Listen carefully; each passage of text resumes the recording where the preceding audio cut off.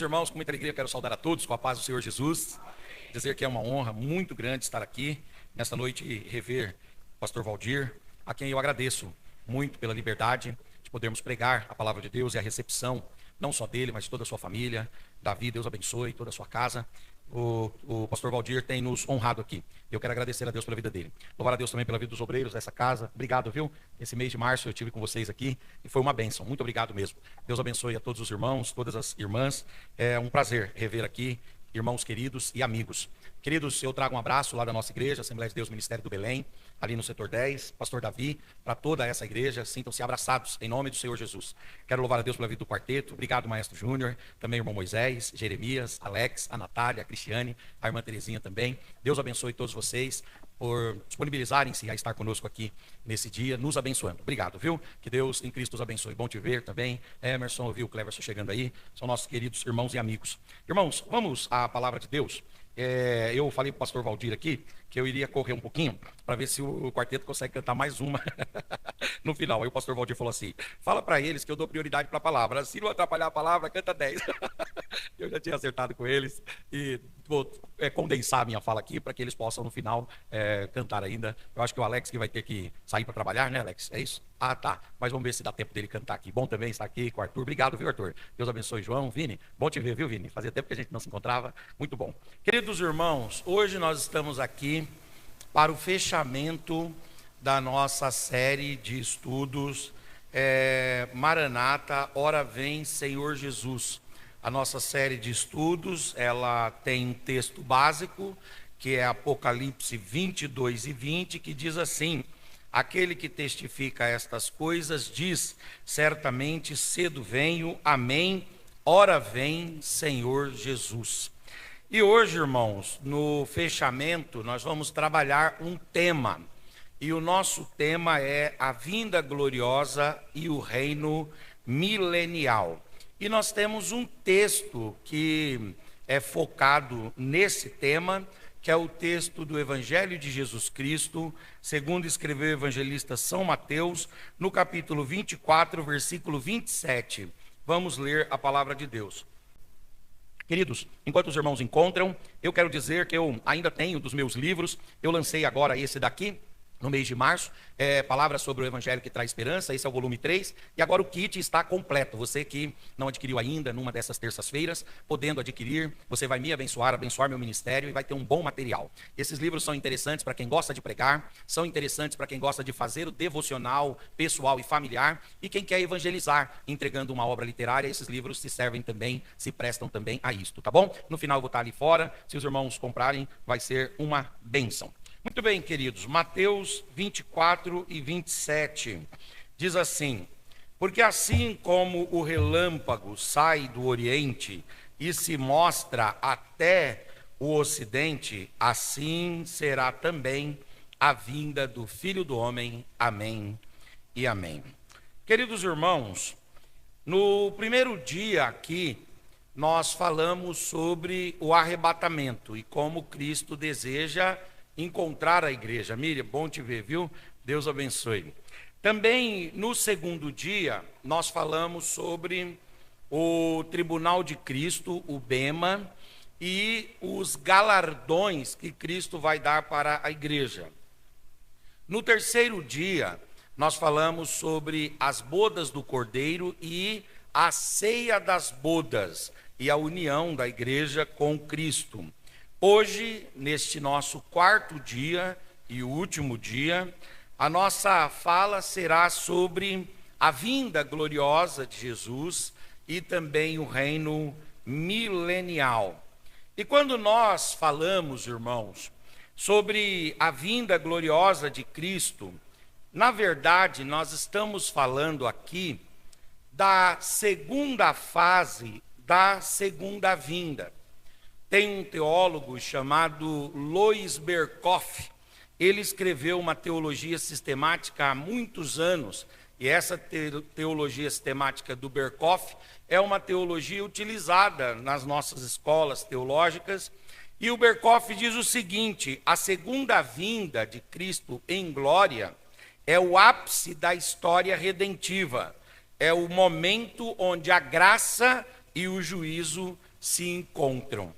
Então, quando nós estamos pensando na segunda vinda do Senhor, nós temos que ter na nossa mente que o Novo Testamento, ele usa 3 expressões em grego, e cada uma destas expressões dão para nós cada uma dá para nós um aspecto, um caráter, uma vertente desta segunda vinda de Cristo.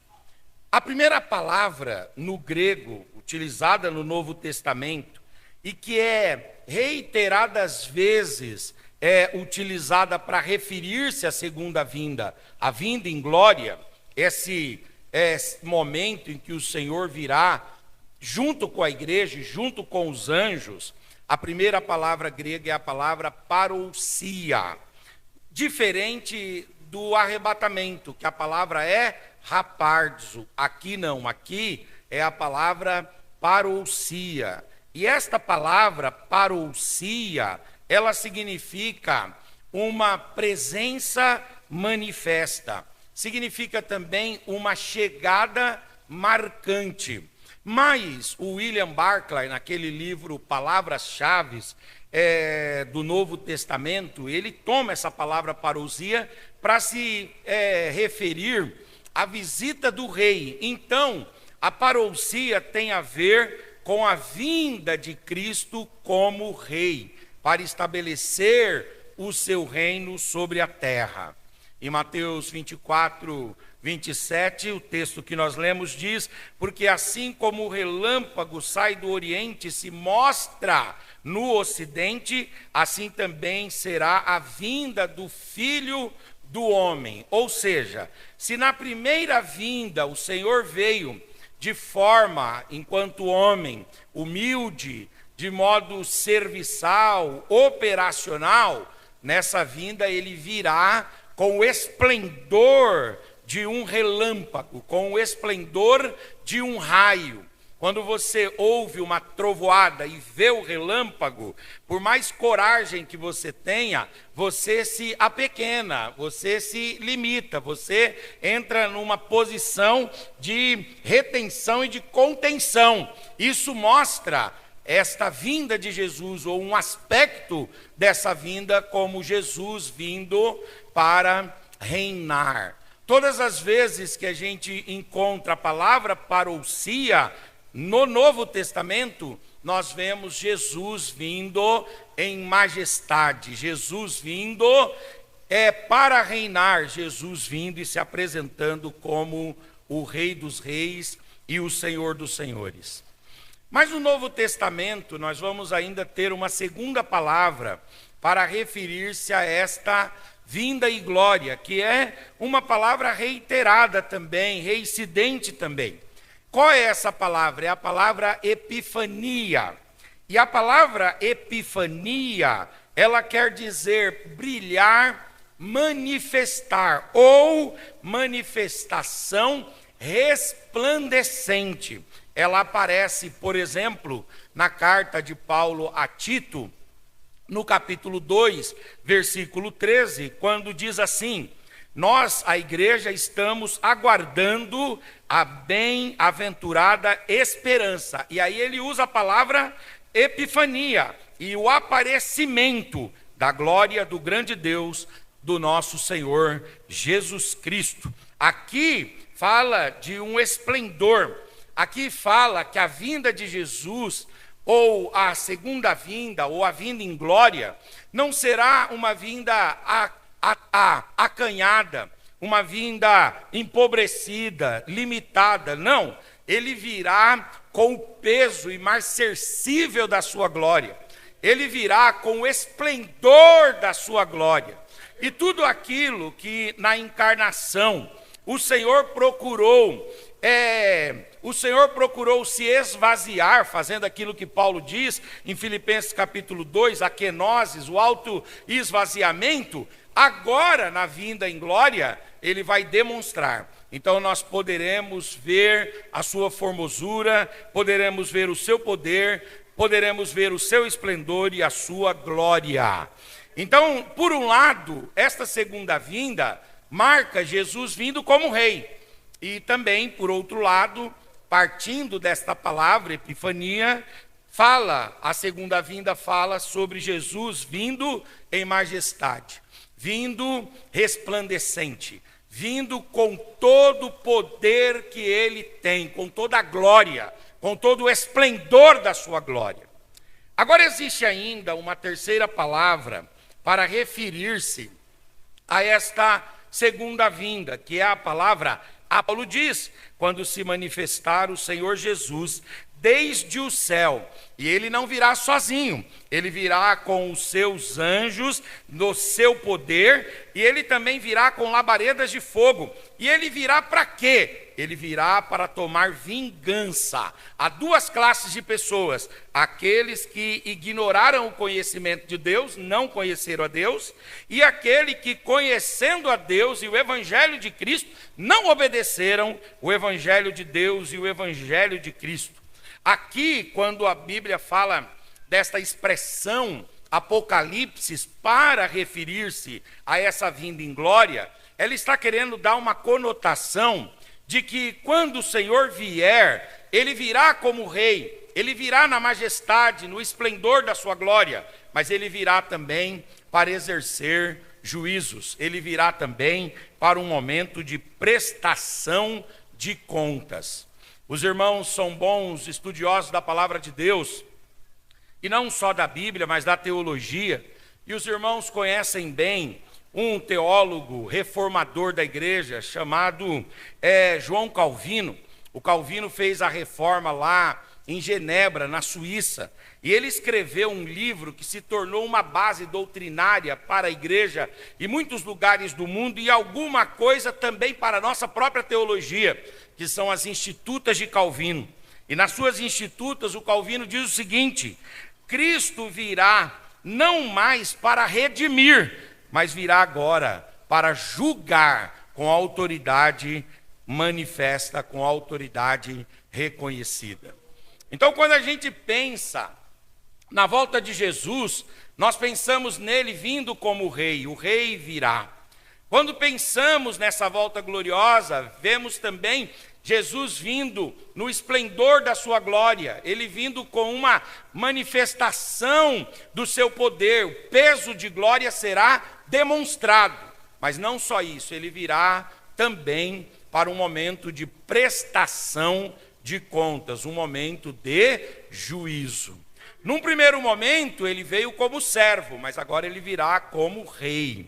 Num outro momento, lá da encarnação, ele veio no ostracismo, ele veio no sigilo, ele veio na clandestinidade, por assim dizer. Entendem em que sentido estou usando a palavra da clandestinidade? Ele correu à margem do mundo e do que o mundo estava reconhecendo como algo digno de ser louvado.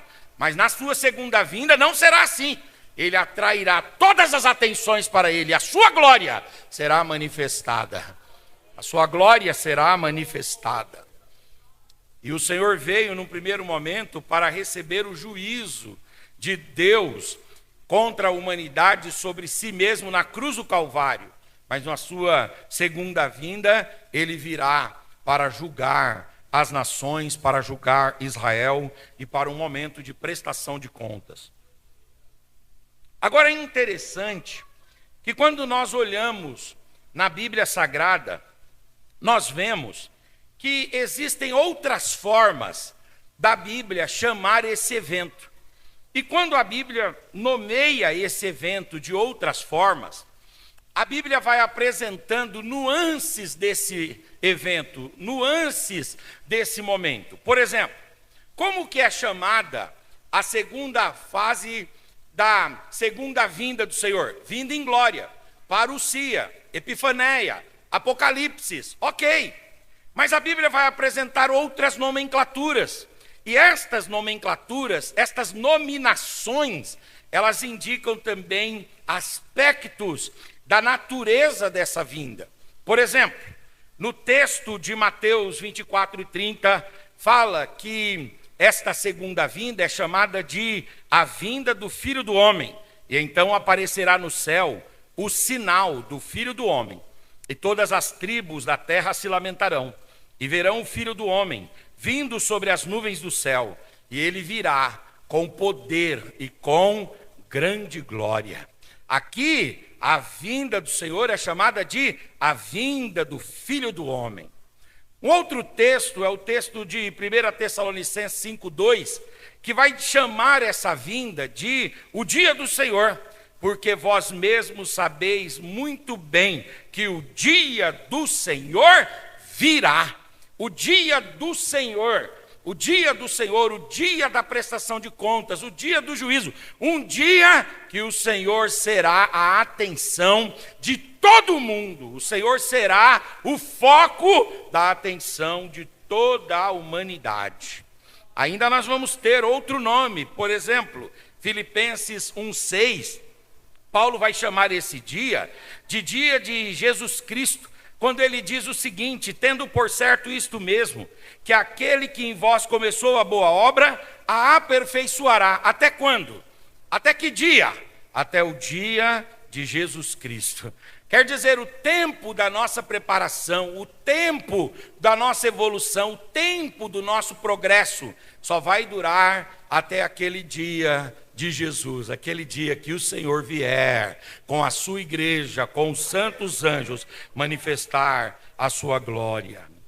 Também em Colossenses 3:4, vai dar um outro título para esse evento, muito interessante.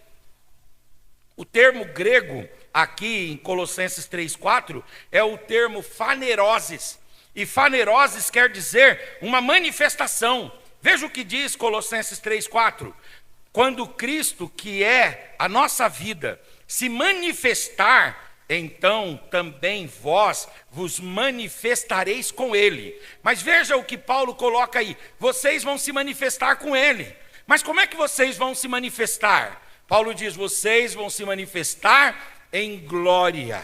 Porque agora a gente se manifesta de forma capenga. Agora a gente se manifesta de forma debilitada, de forma fragilizada. Um dia a gente está bem, outro dia a gente está mal. Um dia a gente está feliz, outro dia a gente está triste. Agora nós somos debilitantes, nós somos seres vulneráveis, frágeis, volúveis, voláteis. Mas Paulo diz: mas vai chegar um dia que o corpo de vocês estará transformado. Vocês serão revestidos de glória e de poder de Deus. E aí vocês se manifestarão, e vocês se manifestarão em glória com o Senhor. Agora é interessante também outro nome que vai aparecer em 2 Timóteo 4:8, que é aparecimento do Senhor. Paulo diz: desde agora a coroa da justiça me está guardada, a qual o Senhor, o justo juiz, me dará naquele dia, o dia do aparecimento do Senhor. E não somente ele dará a mim, mas também dará a todos que amarem a sua vinda. Deixa eu dizer uma coisa para os irmãos: nós devemos amar a casa de Deus, nós devemos amar as coisas que são atinentes e pertinentes à nossa vida religiosa. Nós devemos amar as pessoas, nós devemos amar as coisas que Deus nos dá e nos faz amealhar na vida. Tudo isso deve sim receber algum teor das nossas afeições, está tudo bem. Mas a maior de todas as nossas aspirações e afeições deve ser quanto à vinda de Cristo Jesus. Tem muita gente que ama um monte de coisa, mas não consegue amar esse dia, não consegue desejar esse dia, não consegue anelar esse dia. Mas eu quero dizer que esse dia será um dia glorioso. Cadê os que amam a vinda do Senhor? Levante a mão, levante a face, levante a voz, abra a boca e dê uma palavra de adoração ao Senhor. O dia do aparecimento, a gente deve amar esse dia. Agora, outro nome que é citado é o nome de Apocalipse 1:7, que fala que esse dia da vinda em glória será chamado, como disse João: eis que vem o Senhor com as nuvens, e todo olho o verá, até os mesmos que o traspassaram, e todas as tribos da terra se lamentarão sobre ele. Sim, o amém. Nesse dia ele vem de uma forma que todo mundo vê, porque é diferente do arrebatamento. No arrebatamento ele vem para a igreja. No arrebatamento, ele vem de forma exclusiva, privativa, para a igreja apenas. Nem todos os olhos o veem, nem todos os olhos o contemplam, nem todos os olhos podem admirá-lo. Mas no dia que ele vier em glória, ele virá junto com a igreja, e ele virá com os seus santos anjos. E eu não sei se vai ser o YouTube, eu não sei se vai ser o X, eu não sei se vai ser o Spotify, eu não sei. Eu sei que todo olho verá a glória do Senhor. Todo olho verá a glória do Senhor. Houve um tempo que os homens menearam dele a sua cabeça, mas haverá um tempo que os homens vão olhar com admiração para o esplendor da sua glória. Oracandorema, chorabacandarabai. Oh glória, oh glória, oh glória, oh glória. Agora, quando nós pensamos nessa vinda, nós temos que nos lembrar que esta vinda, ela foi profetizada desde o Antigo Testamento. Ela não é uma invencionice da Assembleia de Deus. Ela não é fruto do nosso credo, da nossa confessionalidade. Ela não é fruto da nossa mente. O pastor Napoleão Falcão fala que alguns irmãos acham que as coisas surgem da mente nervosa do pentecostal. Não, senhores, as coisas não são fruto da mente nervosa do pentecostal, da mente ansiosa do pentecostal, não. Quando nós olhamos para as escrituras, nos faltaria aqui tempo para pensarmos de forma mais detida em cada um dos versículos. Nós poderíamos aqui tomar um tempo muito grande falando de quantas profecias tem. Mas, por exemplo, lá no livro de Daniel, no capítulo 7, versículos 13 e 14, dizem assim: eu estava olhando nas minhas visões da noite, e eis que vinha nas nuvens do céu aí Daniel fala, como filho do homem, e dirigiu-se ao ancião de dias, e fizeram chegar a ele, e foi-lhe dado o domínio, foi-lhe dado também a honra, e foi dado para ele o reino, para que todos os povos, nações, raças, tribos e línguas o servissem. E o seu domínio é um domínio eterno, e não passará. E o seu reino é um reino único, que não será destruído.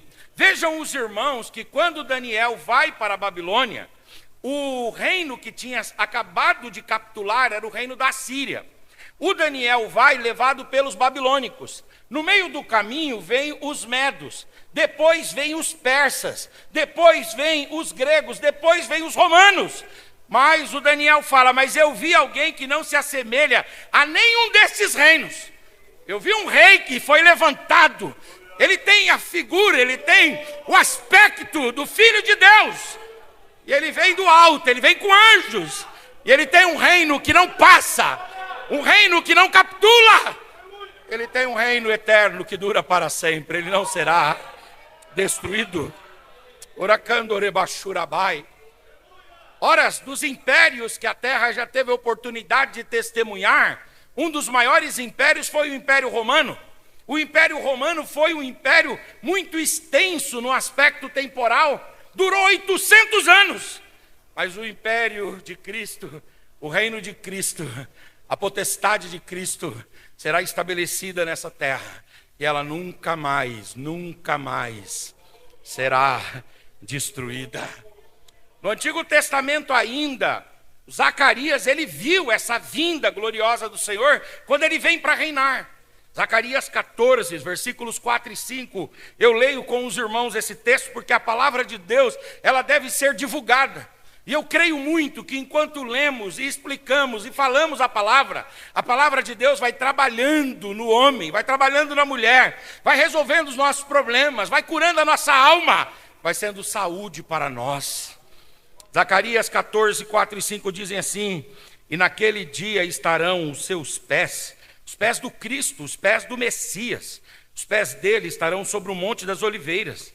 E o Monte das Oliveiras, que está de frente de Jerusalém para o Oriente, e o Monte das Oliveiras, o texto fala aí, será fendido pelo meio, para o Oriente e para o Ocidente. E haverá um vale muito grande, e a metade do monte se apartará para o norte, a outra metade para o sul. E então vocês vão fugir pelo vale, dos montes, pois o vale dos montes chegará até Azel, e fugireis, assim como fugiste dos terremotos dos dias de Uzias, rei de Judá. Então virá o Senhor, meu Deus, e com ele todos os seus santos contigo. Queridos irmãos, o Monte das Oliveiras, ele foi marcado por Jesus. Mas como é que Jesus marcou o Monte das Oliveiras até hoje? Como é que ele marcou? Ele marcou com lágrima. Ele marcou com a gota de sangue. Lá Jesus teve um evento no seu corpo, um evento fisiológico chamado dermatidrose, que é quando os poros se abrem, ao invés de sair suor assim, saem gotas de sangue. O Monte das Oliveiras foi marcado pelo sangue, mas um dia esse monte, aleluias, será palmilhado por Jesus. E quando Jesus palmilhar aquele monte, irmãos, é um dos montes mais altos, mais densos, mais profundos. Mas esse monte extraordinário, ele vai fender de alto a baixo.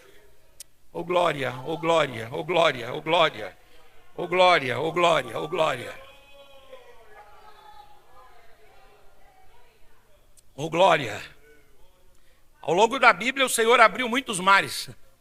Ele abriu muitos rios. Mas ele tem algo novo para fazer. Ele vai fazer algo novo, ele vai abrir um monte. E ele não vai abrir um monte porque ele tem aquele tatuzão do governador de São Paulo que corta o monte, né? O Maluf que abriu os montes para construir as rodovias antigas, né? Anchieta e Imigrantes. Não é isso. O Senhor vai pisar no monte. Quando ele pisar no monte, o monte, aleluia, tremerá diante da sua glória. Queridos irmãos, depois com o tempo, os irmãos leiam Êxodo capítulo 20. Diz que lá em Êxodo 20, 19 e 20, Deus fala para o Moisés: ô Moisés, sobe um monte, Sinai, sobe um monte, porque lá no topo do monte, no cimo do monte, eu vou falar com você e eu vou revelar a minha lei, eu vou fazer uma aliança com Israel, através da lei, da estrutura sacrificial levítica. Sobe um monte, Moisés. E aí Moisés subiu o monte. E quando Deus estava falando para ele, antes dele subir, Deus falou assim: olha, avisa para o povo, para ninguém chegar 1000 côvados. Não é para chegar ninguém, é para ficar longe, para ficar bem longe. Por quê? Porque eu vou descer com a minha glória nesse monte aí, esse monte vai fumegar, essa montanha aí vai tremer. Eu não sei se vocês já olharam o Monte Sinai numa imagem. O Monte Sinai, ele não é um monte sozinho assim. Ele não é um topo, ele não é um monte, um montão de pedras único, não. Ele é chamado de uma cordilheira. Ele é uma cordilheira, são várias montanhas. Aí alguém disse assim: Senhor, a gente pode encostar lá ou acolá? Falou: não encoste em nada. Não encoste em nada, porque eu vou revelar a minha glória sobre esse monte. Eu vou abrir os céus, eu vou fazer um pacto com Israel. Oh glória, oh glória, oh glória. O Senhor Jesus, quando ele vier em glória, o profeta Zacarias, ele diz aqui que o monte fenderá, o monte rasgará de cima a baixo. O pastor Paulo Lucas Sacramento, ele ia muitas vezes, chegou a ir muitas vezes lá em Israel. E ele falava isso para nós, enquanto pregava algumas vezes e outras vezes em conversas particulares. Ele disse que várias viagens que ele fez lá, ele teve a oportunidade de ver que o Monte das Oliveiras, ele é um monte todo furado de cavernas. E aí ele terminava dizendo assim: vai ficar bem mais fácil. Jesus vai pisar pouquinho e aquelas cavernas vão ruir, aleluia, e o monte vai se abrir no meio. Oh glória, esse planeta será visitado. Esse planeta será visitado. Mas você não vai ver aquele pezinho infante que os reis magos viram. Você vai ver a glória de Cristo, que tem os pés como latão reluzente, que pisa sobre o fogo. Isso deve nos agradar, isso deve encher os nossos olhos, isso deve encantar a nossa alma, isso deve trazer esperança para nós, isso deve trazer a certeza de que nós não estamos num projeto falido, não estamos num projeto errado, não estamos investindo a nossa vida, a nossa alma e tudo o que somos em uma coisa findável e que se extinguirá. Não! Nós estamos investindo no reino de Deus, no reino de Cristo. O maior de todos os projetos. Agora é interessante que quando a gente olha para o Novo Testamento ele também fala desta vinda de Jesus em glória. Inclusive no sermão escatológico, o sermão de Mateus capítulo 24, no versículo 30, Jesus vai dizer o seguinte: então aparecerá no céu o sinal do Filho do Homem, e todas as tribos da terra se lamentarão, e verão o Filho do Homem vindo sobre as nuvens do céu, e ele virá com grande poder e com grande glória. Aí você diz assim, bom, mas isso só está nos evangelhos? Não. Em Atos dos Apóstolos, no dia da ascensão de Jesus, 2 seres angélicos, eles desceram e vieram para os discípulos e falaram lá, e estando, capítulo 1 de Atos, versos 10 e 11, e estando com os olhos fitos nos céus, enquanto Jesus subia, eis que junto dos discípulos se puseram 2 homens vestidos de branco, os quais lhes disseram, varões galileus, por que vocês estão olhando para o céu? Esse Jesus que dentre vós foi recebido em cima no céu, ele há de vir, assim como para o céu vocês o têm visto ir. Ele vai descer, ele virá. O apóstolo São Paulo vai falar sobre isso, como nós dissemos, na segunda epístola aos Tessalonicenses, no capítulo 1, versículos 7 e 8. Paulo vai falar sobre isso em Tito 2,13, mas João vai falar sobre isso em Apocalipse 1,7. E João vai dizer o seguinte: eis que ele vem, e ele vem com as nuvens, e todo olho o verá, e até mesmo aqueles que o traspassaram, e todas as tribos da terra se lamentarão sobre ele. Sim, amém, essa palavra é verdadeira.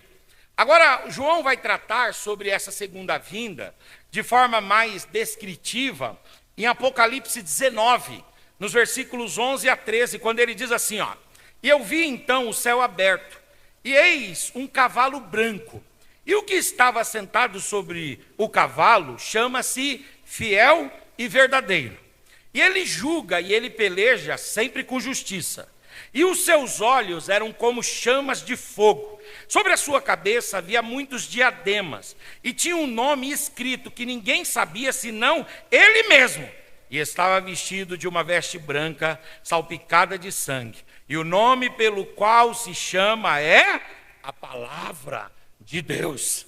A visão que João vê aqui em Apocalipse 19, do 11 a 13, é a visão de Jesus vindo em glória. Ele vem em glória montado num cavalo branco, ele vem com as vestes salpicadas de sangue, com a espada desembainhada, e na sua coxa ele tem lá uma insígnia, e a insígnia que ele tem ele é o Rei dos Reis, e ele é o Senhor dos Senhores. Mas ele não vem sozinho não, ele vem com os seus santos anjos, e ele vem com a sua noiva, ele vem com a igreja, ele vem com os santos, ele vem com os salvos. Na primeira vinda, o Senhor montou num jumentinho e entrou em Jerusalém, e o povo gritava, Hosana, Hosana, bem-aventurado é aquele que vem em nome do Senhor. Mas agora o Senhor não vai vir montado num jumentinho não, ele virá num cavalo branco, né?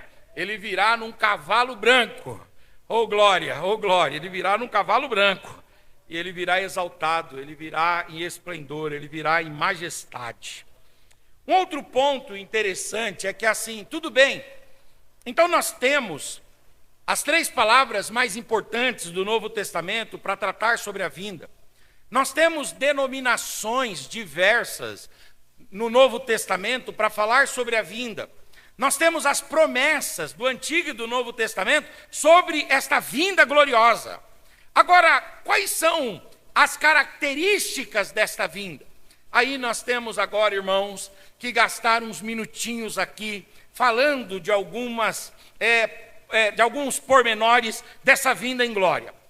A primeira coisa que vai acontecer quando ele vier em glória com a igreja e com os seus santos anjos, lá no final da grande tribulação, ele vai promover uma guerra, a guerra do Armagedon. Essa guerra do Armagedon, ela está prevista ou prescrita no Antigo Testamento, mas ela também está prevista, ela também está profetizada em Apocalipse, em alguns textos. Por exemplo, João vai falar disso em Apocalipse 16:16, quando ele diz: E as nações congregaram no lugar em que os hebreus chamam de Armagedon. É um vale mesmo, é um lugar mesmo. A minha irmã foi visitar Israel e o guia, falando de dentro do ônibus a respeito das coisas. Aí ela falou assim: Henrique, eu já ouvi falar de Armagedon, o vale do Meguido, e eu não imaginava onde era. Aí eu falei: e aí? Ela falou: não, aí de repente o guia parou o ônibus, apontou um deserto árido assim, mas muito vasto, e disse aí, aí vai ser a batalha do Armagedon. A gente foi pro vidro do ônibus interessado para ver se a gente ia encontrar alguma coisa lá. Quando a gente olhou, era um descampado terrível, Mas é ali que a palavra de Deus diz que os exércitos se reunirão para uma grande batalha, uma grande guerra. E engraçado que geralmente quando vai ter esse tipo de guerra em campo aberto, precisa de espaço, muito espaço, e aquele lugar é um lugar inabitado, é um lugar inexplorado, é um lugar preservado. É como se o mundo dissesse: aí está o palco da vitória do Cristo, ele voltará e ele triunfará aí no Vale de Meguido. João vai falar em Apocalipse 19:11 sobre isso também, quando ele diz: e eu vi o céu aberto, e eis o cavalo branco, e o que estava sentado chama-se Fiel e Verdadeiro, e ele julga. E veja essa característica que João dá aí: ele peleja, ele vem para a guerra. O Senhor, ele veio para a paz, mas agora ele vem para a guerra. Ele veio para a graça, mas agora ele veio para a justiça. Ele veio para demonstrar bondade e misericórdia, mas agora ele vem para o acerto de contas, para a prestação de contas. E também em Apocalipse 19:15, João vai dizer: da sua boca saía uma espada aguda para ferir com ela as nações, e ele regerá as nações com vara de ferro. Ele mesmo é o que pisa o lagar do vinho do furor e da ira do Deus Todo-Poderoso. Então a primeira coisa que o Senhor vai fazer quando ele vier com os seus santos anjos e com a igreja é estabelecer um conflito, uma guerra. Aliás, Jesus falou isso aí. Ele disse assim: não pense que eu vim trazer a paz, eu vim trazer a espada. É claro que ele estava falando de uma dimensão da espada. Ele estava falando de uma guerra contra o pecado adâmico, uma guerra contra os pecados práticos, uma guerra contra o mundo, uma guerra contra a carne, uma guerra contra as hostes infernais da maldade. Tudo bem, mas o Senhor também estava jogando luz e falando sobre esse dia. Eu vim trazer a espada. Naquele tempo, ele estava falando de uma batalha que travava-se mais no campo imaterial, no campo abstrato, no campo espiritual. Mas agora não vai ser assim. Agora ele vai estabelecer uma guerra, e esta guerra será comandada, será travada, será provocada por ele mesmo. Por que vai ter que haver essa guerra aqui? Porque o anticristo, o falso profeta e a besta vão entrincheirar Israel. E quando eles estiverem entrincheirando Israel, quando eles estiverem acossando Israel, e que Israel estiver quase a ponto de perder a batalha, aí o Senhor descerá do céu com a igreja, com os anjos, lá no país de Israel, na cidade de Jerusalém, no Monte das Oliveiras. O monte vai rachar de alto a baixo, e ele vai convocar uma grande batalha lá para o Vale de Meguido. E lá no Vale de Meguido, ele vai promover essa batalha. E nessa batalha nós já temos a descrição: Cristo, a igreja, os santos anjos e Israel saem triunfantes para a glória do Senhor. Tem um teólogo chamado John Walvoord, e esse John Walvoord, ele diz o seguinte: o Armagedon, ele representa a convergência final das nações contra Deus, contra o povo de Deus e contra Cristo e a igreja de Deus. Mas toda essa convergência terminará em nada, porque as nações sucumbirão no vale do Armagedon. O Charles Hayre, ele fala o seguinte: o Armagedon, a guerra do Armagedon, é o clímax da rebelião humana sob a influência da trindade satânica. O anticristo, a besta e o falso profeta vão mobilizar as nações, vão mobilizar os homens. E aí eles vão se reunir no vale de Meguido, e lá o Senhor vai destruir Satanás. O Senhor vai destruir os demônios, o falso profeta, a besta, o anticristo, aleluias, e as nações que receberam, que compostas, é claro, por aqueles que receberam o sinal da besta, todos estes serão derrotados. E o Senhor vai estabelecer vitória para Israel. Agora, em paralelo a isso, quer dizer, enquanto estiver acontecendo essa guerra, o Senhor vai fazer uma coisa muito importante, que é o julgamento das nações. Jesus falou sobre isso em Mateus 25, 31 e 32, quando ele diz: e quando o Filho do Homem vier em sua glória, e todos os seus santos anjos com ele, então ele se assentará no trono da sua glória, e todas as nações serão reunidas diante dele, e ele vai julgar as nações, e ele vai apartar de dentro das nações aquele que é pastor, ou melhor, aquele que é bode e aquele que é ovelha. Quem que é o bode aí? O bode serão aqueles homens que estarão vivos aqui, com o sinal da besta, sob a influência da besta, do falso profeta e do anticristo. E quem são as ovelhas aqui? Israel e aqueles outros membros de outras nações que vão ficar com Israel, lutar por Israel e vão manter a fidelidade diante de Deus. O Senhor Jesus vai promover a guerra do Armagedon e vai promover um julgamento, onde ele vai julgar as nações, separando os bodes das ovelhas. Em Mateus 25, 41, Jesus fala: então dirá também aos que estiverem à sua direita, ou melhor, à sua esquerda: apartai-vos de mim, malditos, para o fogo eterno, preparado para o diabo e os seus anjos. E dirá àqueles que estão à direita: vinde benditos do meu Pai, e tomem por herança o reino de Deus que está preparado para vós desde antes da fundação do mundo. Aqui o Senhor vai julgar as nações.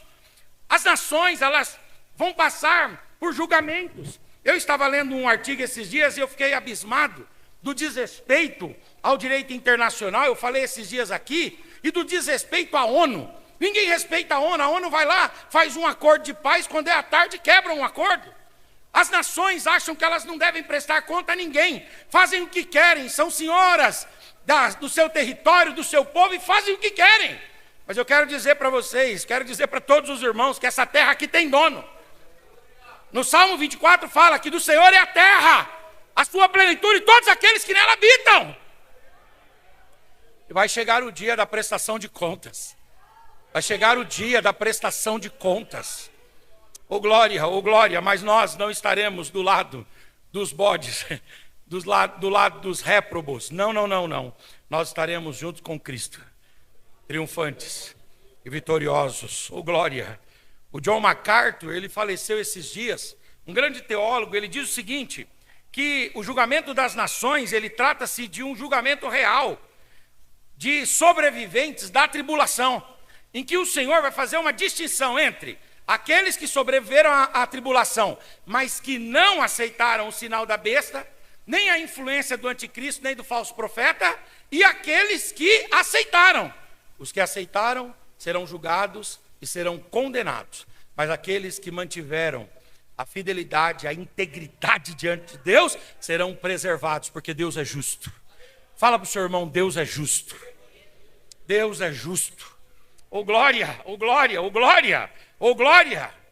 Tem um outro teólogo chamado Herman Bavinck. Ele diz o seguinte: o juízo de Deus sobre as nações manifestará uma justiça perfeita de Deus na história. Deus vai julgar as nações. Agora, nesse momento também, Deus vai julgar Israel. Deus vai julgar Israel. Por quê? Porque a palavra de Deus fala, irmãos, que a disciplina de Deus começa em casa. A disciplina não começa fora. Deus primeiro trata os de casa. E quando Deus trata os de casa, Ele não nos torna, ou não faz isso por serem bastardos, porque o próprio escritor aos Hebreus diz que ninguém educa o filho bastardo ou o filho do outro. Só educa aquele filho que tem por seu de fato e de verdade. Então Deus vai julgar Israel. Em Ezequiel capítulo 20, versículo 37 diz: e eu farei Israel passar por debaixo da vara, e eu vos farei entrar no concerto da aliança, ou no vínculo da aliança.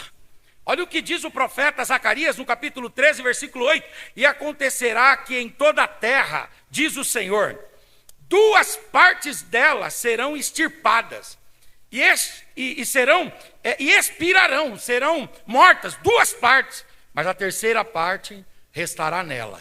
Porque Deus, irmãos, Ele é fiel, e Ele sempre mantém o remanescente fiel. Deus sabe que mesmo na grande tribulação, vão ter aqueles que vão fazer pacto com o anticristo, vão ter aqueles que vão aceitar o sinal da besta, mas vão ter aqueles que vão continuar mantendo firme a confissão. Mantendo firme a confissão. Esse juízo prepara Israel para reconhecer o Messias. Isso é uma disciplina divina com um propósito redentivo. Deus vai separar em Israel os que são verdadeiramente israelitas e os que não são. E aí, então, a partir disso, o Senhor exercerá um reino milenial. Pensem os irmãos que nessa segunda vinda, nós temos na Bíblia algumas coisas que vão acontecer que vale a pena a gente pensar. Primeira coisa, essa segunda vinda ela será visível e universal. Nós já falamos. Todo olho o verá. Essa segunda vinda, ela será gloriosa e poderosa, com poder e glória. O Senhor não virá sozinho. Ele virá acompanhado dos anjos. Em João 18, Pedro vai e corta a orelha do Malco, achando que estava defendendo Jesus. Aí Jesus vai e fala assim, ô Pedro, você acha que se eu quisesse, eu não pediria ao meu pai agora e ele mandaria 12 legiões de anjos para me proteger aqui agora? 12 legiões de anjos. Viriam aqui 12 vezes 6 mil, porque uma legião eram 6 mil soldados, 12 vezes 6 mil, 72 mil anjos. Aí o Pedro falou assim, não sei não se o senhor tem todo esse poder não. Né? Jesus curou a orelha do Malco, morreu, ressuscitou, foi assunto aos céus, intercede por nós, mas um dia ele voltará em glória, e ele voltará com os seus santos anjos. Um dia, o Natanael chegou e falou assim, eu vejo que tu és profeta. Aí Jesus falou, você está vendo que eu sou profeta só porque eu falei que te vi lá debaixo da árvore lendo a palavra? Eu quero dizer para você que eu estou abrindo um novo tempo. Você vai ver anjos de Deus subindo e descendo sobre a minha cabeça, sim. Mas é interessante que a gente não consegue ver anjos subindo e descendo durante o ministério de Jesus. A não ser lá na tentação, que os anjos vêm e lhe servem depois da tentação. Mas a palavra de Deus diz, queridos irmãos, que quando ele vier em glória, ele virá com o exército dos céus, com os seus santos anjos. Ele virá também para exercer juízo, nós já falamos. Ele virá também para derrotar o anticristo. Em 2 Tessalonicenses 2,8 diz, e então será revelado o iníquo, a quem o Senhor desfará. E como que ele vai desfazer? Ele vai desfazer com o sopro da sua boca. Nesse momento que o Senhor vier, ele vai prender Satanás. O texto de Apocalipse 20, versículo 2 diz assim, e prendeu o dragão, a serpente, o diabo, Satanás, e amarrou. E amarrou por quanto tempo? Por 1000 anos. O Senhor é justo, a dosimetria da pena. O Senhor disse assim, ó meu amigo, fica tranquilo. Você vai ficar preso aí. Quanto tempo? 1000 anos. 1000 anos. O Senhor é justo, ele dá a pena. Dá a sentença, ele dá a penalidade, ele dá a sanção. E aí o Senhor vai estabelecer o seu reino sobre a terra. Eu gosto muito de Zacarias capítulo 14, versículo 9, quando diz assim, e o Senhor então virá, e ele será rei sobre toda a terra. Amém e amém. Queridos irmãos, nós estamos aguardando o Senhor na sua vinda gloriosa. A igreja está aguardando o arrebatamento, mas a igreja também, depois de participar do tribunal de Cristo, depois de participar das bodas do Cordeiro e da ceia das bodas, a igreja vai retornar com Cristo a essa terra, vai participar da vitória de Cristo na batalha do Armagedon, vai assentar-se para julgar as nações e Israel juntamente com Cristo. E depois, quando Cristo estabelecer o seu reino sobre a terra, a igreja vai comandar junto com Cristo. Pega na mão dessa figura bonita que está aí do seu lado, por gentileza. Você pode olhar no olho dele ou dela? Você sabia que tem 3 classes de pessoas que não olham uma no olho da outra? Os falsos que devem, os que vão pedir dinheiro emprestado? Fala para o seu irmão aí, fala para ele aí, fala para ela, em nome de Jesus. Você já esteve assim, tão perto de um príncipe ou de uma princesa? Você já esteve tão perto assim?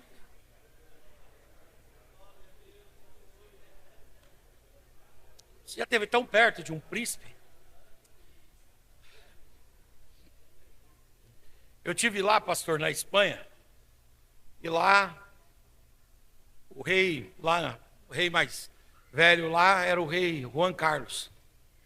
Aí o Juan Carlos morreu, o Juan Carlos ficou conhecido porque numa das reuniões da ONU, foi ele que falou aquela frase, "Por que não te calas, Chávez?" Ele que falou aquela frase emblemática. Aí ele morreu, deixou o rei Felipe, é o filho dele, está lá comandando.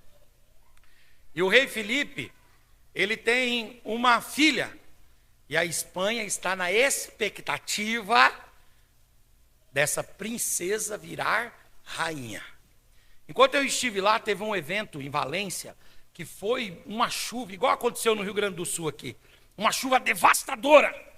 E ela colocou as botas, as roupas, e o rei ficava lá, hoje não mais com carruagem real, né, mas nos melhores carros, né, lá ela arregaçou as mangas e foi para dentro da terra tirar as pessoas. Quando terminou aquele evento, aquela situação, né, ela saiu extremamente popular. A princesa que nós queremos que se torne rainha. A Espanha tem essa expectativa. Depois você dá uma pesquisada. A filha do rei Felipe, que toda a Espanha quer que vire rainha logo. Porque acham que se ela virar rainha, vai ter um trabalho muito interessante na Espanha. Queridos irmãos, você está do lado aí de um príncipe de Deus e de uma princesa de Deus. Fala para o seu irmão aí, agora eu sou só príncipe. Mas vai chegar um dia que eu reinarei com Cristo. Uracandorema Shurabai. Vai chegar o dia que nós reinaremos com Ele para todo sempre. Você tem essa esperança, querido? Oh, glória. Levante a sua mão, por gentileza, levante a tua face. Levante a tua voz, abra a sua boca e dê uma palavra de adoração. Uracandorema Shurabai. O Senhor não está brincando com os nossos sentimentos, o Senhor não está brincando com o nosso coração. Não! Certamente o Senhor virá e nos fará homens e mulheres honrados, homens e mulheres honrados. Deus abençoe, queridos.